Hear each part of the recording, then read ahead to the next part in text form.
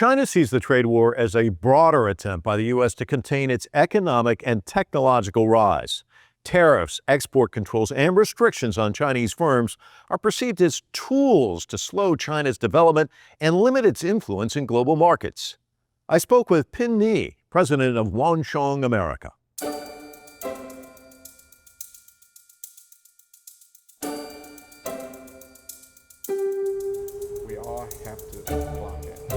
I met Pin Ni at Wanxiang America's office and warehouse in Chicago. As you look out at this warehouse, I look and I say, okay, this is a titan of business. This is huge. What do you see, though, when you look at all of this? Success? I honestly, it's all about the flow, right? I want this in and out every day. Anything sitting here is a waste. So I would rather have an empty warehouse. I want to say, come in and go, come in and go. If you let those sitting here for a day, for a week, for months, they're not generating anything. So our job is to eliminate this warehouse as much as we could. But with international business, you don't have a choice because you have a lead time, you have uncertainty, you have a customer demand change. So you have to have a buffer. But our job is to minimize that. So more you see here, less efficient we are. I have a feeling you're very efficient. What are some of the challenges you face? Because we always talk about tariffs and trade wars and all of that, but on a ground level, what are the challenges that you see? Our warehouse is very efficient. And I would say at the very beginning, our challenge is that the warehouse, you have those workers you hired as, relatively speaking, they're not at the same level in the office. So we have a lot of misshipment. So they don't count them correct. They don't label them correctly. So we had a choice to make is how do we solve those issues? So we say, okay, our approach is that we tell the warehouse, every dollar you ship, you have something that'll come to your pocket. Every dollar you misship, that's going to be 15-time penalties. Every month we calculate it. And if you miss 3 days, it doesn't matter whether you're sick, you're on vacation, whatever, you don't participate in that program. So very quickly, the first few months, they owe me a lot of money. So I waived it. After that, it's 100% on time. Really, we have mistakes because the warehouse handled it by themselves. They watch each other. And every time we argue with the warehouses, I always say, hey, we want to hire more people. They say, oh, no, we're okay. We don't need to have more people. We can handle that. But we don't want to have other people to participate, to share the pie. Right. So this is called capitalism.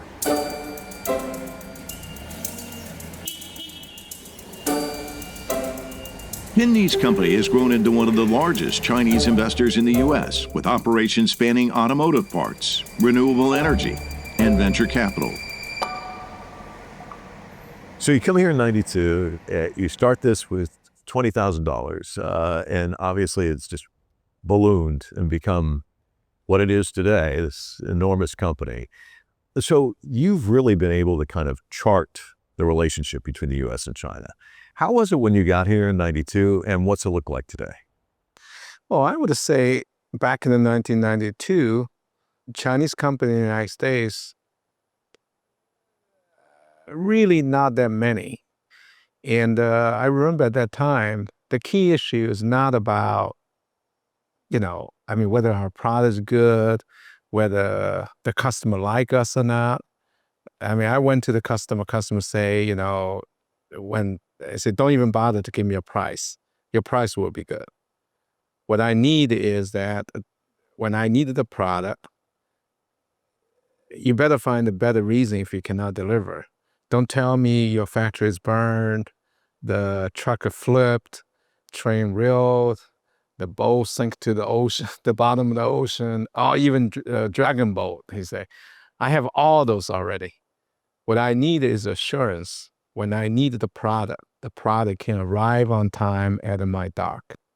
And I say, wow, that's interesting. And so apparently the challenge is very different. But today, I would say, obviously geopolitical issues are a lot more sensitive. And I would say, play by the rule, obey the law, and, get yourself really tuned into the community is much more important today compared to, I would say 30 years ago.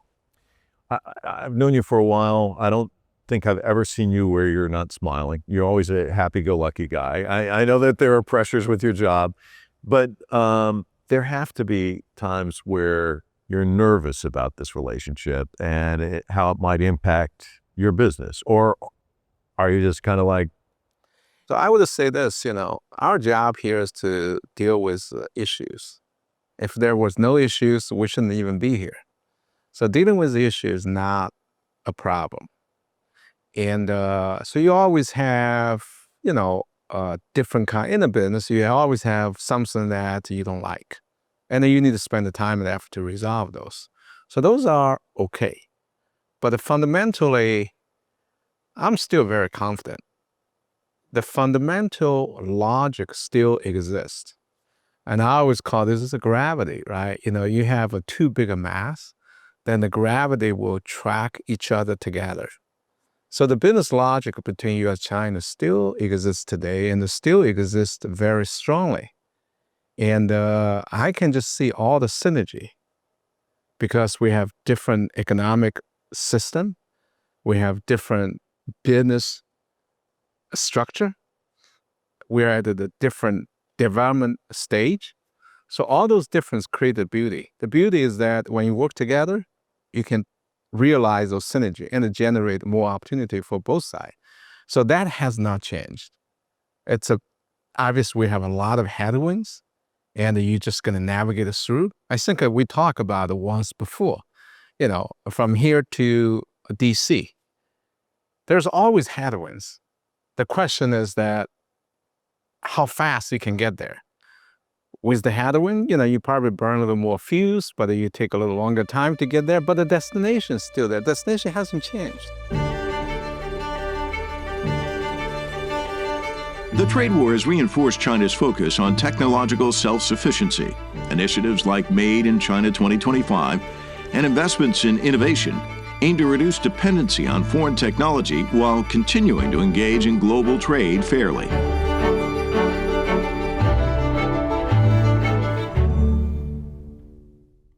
manufacturing in the United States is such a theme in these elections, but when I talk to people about it, it's hard work and it's not an immediate return on investment. It's long-term. A lot of people think it's a fallacy, and especially with manufacturing the way it looks today. I mean, I was in China last year, going to these sites, robotics everywhere, AI. I mean, I don't see a lot of jobs there.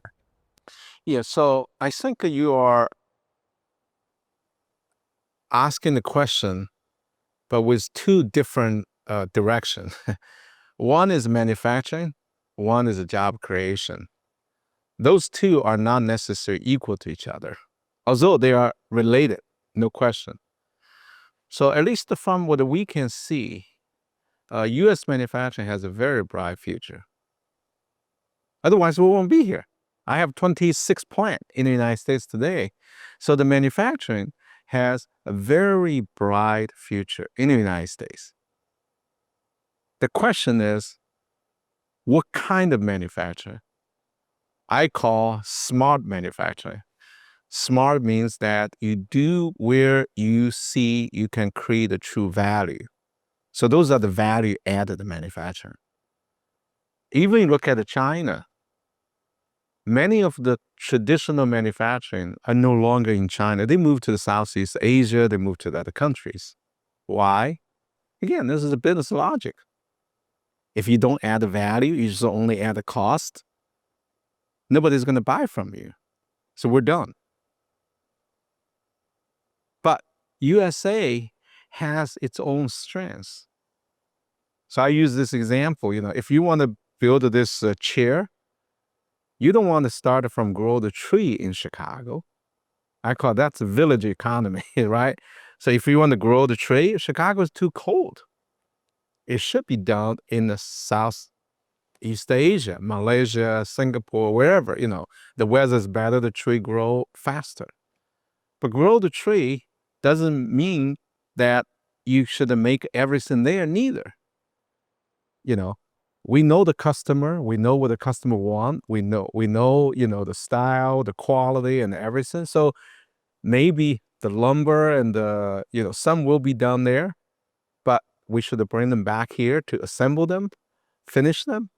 In fact, by working like this, you are much more competitive and you can have a much bigger market share. To some extent, you could even export them because you have a better design, better quality. That's where the U.S. manufacturer should stand out in a way in the global competition.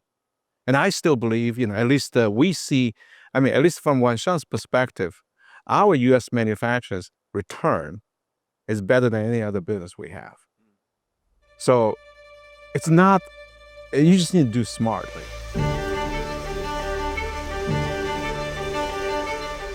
While the U.S. hopes to shift supply chains away from China, Beijing emphasizes that China remains a central hub for manufacturing and innovation. Chinese companies continue to adapt and maintain competitiveness, demonstrating that efforts to decouple the two economies are unlikely to succeed. Talk to me about the one thing that everybody's watching, which is this race to the future. Who's winning? Is it China or the United States? It's still early to say, but on the AI side, and you heard of that, right? The AI is between American Chinese and Chinese, the competition. And I still believe USA is the best place for innovation. The structure, the resources, and everything. That's the reason why there are many Chinese American here is in the AI industry. But you look at the new development out of China. We went to see the 6 Small Dragon this time. It is very impressive. Look at the EV, look at the solar, look at the other, the new industry we call. Clearly China has won. There's no doubt, there's no questions. So now the next wave maybe is a humanoid robot, is AI.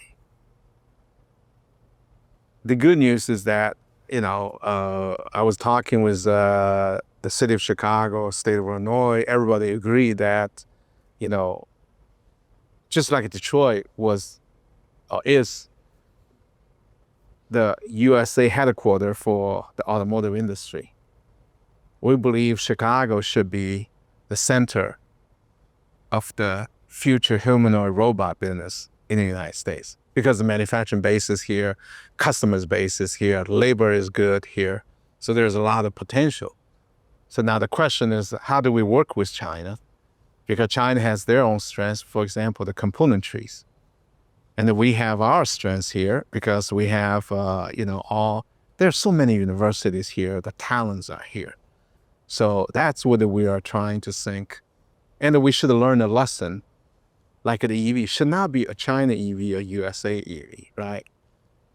And so now the China EV is over capacity or whatever. So I recommend that we both should talk about, and how do we organize the global resources in a way it benefit both region. It's not country to country. I'm just talking about, Chicago versus, for example, Hangzhou. Mm-hmm. So that's, I think, everybody agreed with our delegation and say, hey, this is a great idea. Do you see yourself as a Chinese, American, or a global citizen? Because I sense you're a global citizen. You talk globally.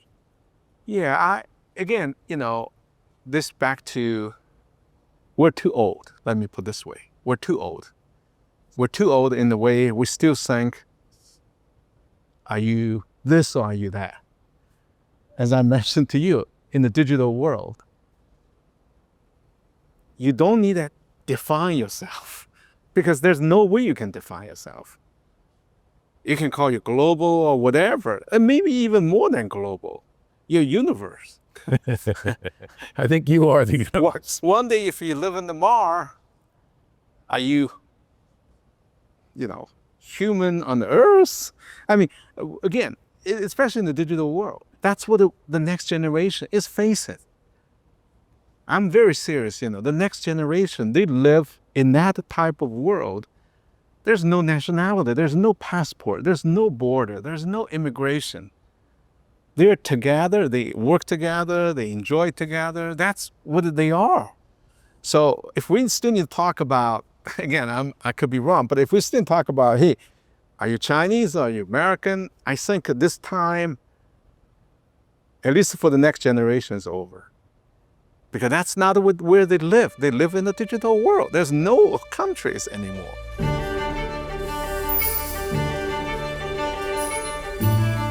From China's perspective, U.S. measures are protectionist rather than corrective. Beijing argues that tariffs and trade restrictions ignore World Trade Organization rules and unfairly target Chinese companies, threatening open and fair trade.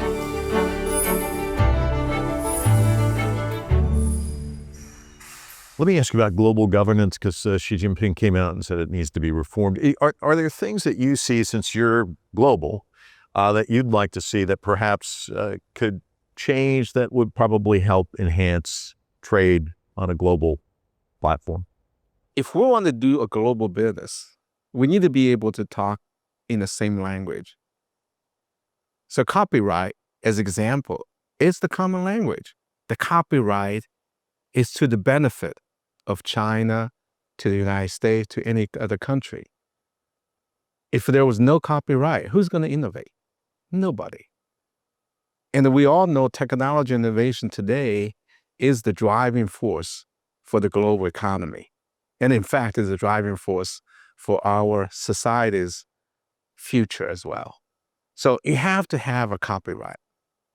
So now the question is that you may be here, he may be there, she may be somewhere in the middle, because we're at a different stage of the business development, the economic development. So I want to say, to be fair, that China is trying very hard. It's a culture change, and also it's the business development stage that everybody probably, even for Wanxiang itself, 30, 40 years ago, we probably didn't pay much of attention of that, because it's, if it's there, it's convenient, we just do it. That's how the entrepreneur, the grassroots started. If you talk about civilization, you want to dress it up, they don't even have they couldn't even buy a coat. So it is the process itself. But today, at least from our observation, is that everybody's trying. It's not perfect. It's still a lot of issues, but the whole society is moving to that direction because you don't have a choice. You have to be there. So to me, those global, governance in terms of how business should be conducted, there is a lesson for everybody to learn. But also on the other side, we need to have a patience for everybody to get there. And the final question is, do the United States and China sit down at the table and get a deal done? And what does that do? And how do you see that working out? Yeah, I still think, again, fundamentally, there's a strong business logic for U.S.-China to get some kind of agreement. I mean, there is agreement today. Don't take me wrong. U.S.-China, no matter how much difference exists today, to the large extent, how many $1 billion we're still doing? That's the agreement, right? And how many people are still traveling back and forth? That's the agreement. So it is there. It's not, let's not say, hey, we need to reach an agreement. There is agreement there. The question is that for the area we have different opinion, whether we can reconcile, whether we can find a way to work together. I'm still optimistic. And I think the leaders from both sides are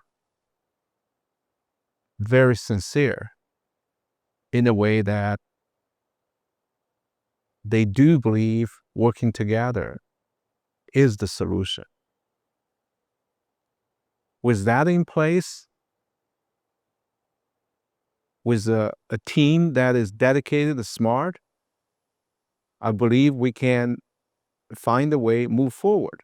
And moving forward doesn't mean we don't have different opinion. We're going to have a different opinion. We're going to have, just like, you talk about the blue and the red. We don't have a choice. We're going to be within the same country. We have a different opinion. We have very far apart on some topic. But to the large extent, if you hear, at the Capitol Hill, you would hear most of the people are still saying the same thing. Let's find a way to work together. And I talked to many, senators or congressmen or congresswomen. They're all talking the same thing. Let's find a way to work together. So I'm still thinking,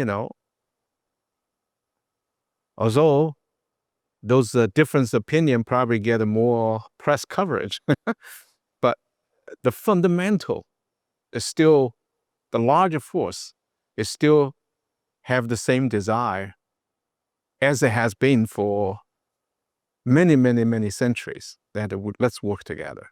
I think that's still the same, let's work together. Let's hope you're right. Thank you very much. I hope I'm right too.